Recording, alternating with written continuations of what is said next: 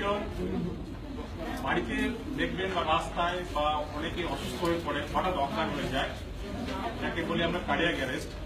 যদি cardiac arrest হয় hospital বা হসপিটালের বাইরে, সেই পেশেন্টকে কিভাবে একটা সিম্পল মাসাজ দিয়ে রিভাইভ করা যায় সেটা আজকে ডেমনস্ট্রেশন হবে।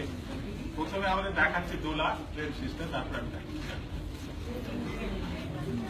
ধরুন একটা লোক অজ্ঞান হয়ে গেছে রাস্তায়, কোনো একজন অজ্ঞান হয়ে গেল, প্রথমে রোডে হয়েছে, যে রোডের থেকে আমি সেফ সাইডে নিয়ে আসবো তাকে, বিকজ রোডের মধ্যে অনেক গাড়ি থাকবে, সেই গাড়ি ওখানে তো হবে না, সেই জন্য আমরা একটা ফুটপাথে নিয়ে আসবো, নিয়ে এসে ওনাকে দেখবো, বাড়িতে হতে পারে, বাড়িতে হতে পারে, এক্সপোজ করবো, আর ওকে নো রেসপন্স। যখন দেখবো উনি কোনোভাবে এক্সপোজ করছেন না, তার মানে আমাকে বুঝতে হবে তার হাতটা স্টপ হয়ে গেছে। তখন তাকে দেখবো, অনেক সময় চেষ্টা করবো, আমরা তো দেখতে পারবো না তো ব্রিথ নিচ্ছে কিনা, তার পালসে আমরা যদি চেষ্টা করে দেখতে পারবো, যদি চেষ্টা না করি দরকার নেই, সেফ আমাকে এই দুটো হাত, যেই হাত আপনাদের স্ট্রং সেই হাতটা রাখবো।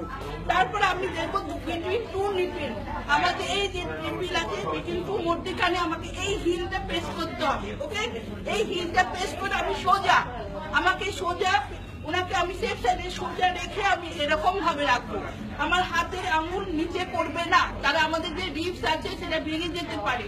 সো আমি একদম উপরে রাখবো আর হিল প্রেস করবো, করে সেফ সাইডে আমি ওনাকে 1 2 3 4 5 6 7 8 9 10 11 12 13 14 15 16 17 18 19 20 21 22 23 24 25 26 27 28 30 করবো।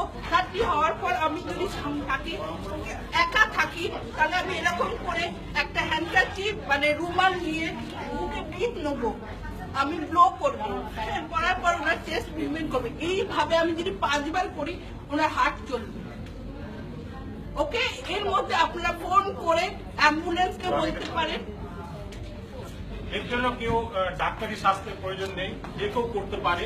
বাঁ হাত বা ডান হাত যেটা আপনার স্ট্রং সেটা দিতে থাকবে। যদি বাঁ হাতই হয় বাঁ হাত রাখবেন, দুটো নিচে মাঝখানে রেখে হাতটা স্ট্রেট হবে এবং চেস্টটা বাউন্স করতে হবে। 30টা মাসাজ 100 বিট পার মিনিট দেওয়ার পরে আপনি মুখে আসতে পারেন।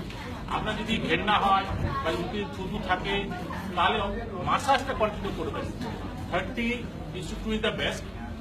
আপনি যদি 60:1 করেন কিছু আসে যায় না। সামনে যদি আর কেউ থাকে তাকে বলুন মাউথ ব্রিদিং করাতে, তার রিলেটিভ যদি থাকে। বাড়িতে যদি হয় আপনার তো কোনো প্রবলেম নেই, বাবা মা যেহেতু কারো যদি কার্ডিয়াক অ্যারেস্ট হয় ইমিডিয়েটলি আপনি যদি অজ্ঞান হয়ে থাকে পাটা তুলে ধরবেন, মায়ের যে ব্লাডটা আছে ব্রেনে যাবে, ব্রেন ডেড হয়ে গেলে আর কিছু পাওয়া যাবে, সে ভেজিটেবল হয়ে যাবে। তারপরে আপনি দুটো ফটাফট ক্যালকুলেট দেখলেন, গান দিয়ে শুনলেন, পেট উঠছে নামছে কিনা দেখলেন, এসব যদি সব বন্ধ হয়ে থাকে ইমিডিয়েটলি দুটো নিপলের মাঝখানে হাত রাখবেন। যে অ্যামাউন্ট অফ প্রেশার আপনি দিতে চান দেন। কিছু হয়তো ফ্র্যাকচার হবে, ফ্র্যাকচার হলে সে মারা যাবে না, ফ্র্যাকচার হচ্ছে মানে সে বাঁচার চান্স বেড়ে গেল। রিপ ফ্র্যাকচার যতক্ষণ না হচ্ছে ততক্ষণ এফেক্টিভ মাসাজ হচ্ছে না। এবং এরম করে আপনি ঘন্টা কেন 2 ঘন্টা 3 ঘন্টা 4 ঘন্টা সিপিআর করে যেতে পারেন বিফোর ইউ গেট। আপনার অ্যাম্বুলেন্স বা ডাক্তার অন্য কেউ যদি সামনে পৌঁছয় তাদের হাতে হ্যান্ড ওভার করে দেবেন। যে কোনো সাধারণ লোক, বাচ্চা বড় বুড়ো ছেলে মেয়ে সবাই এটা করতে পারে এবং এই 5 মিনিটের action can save a life. Thank you.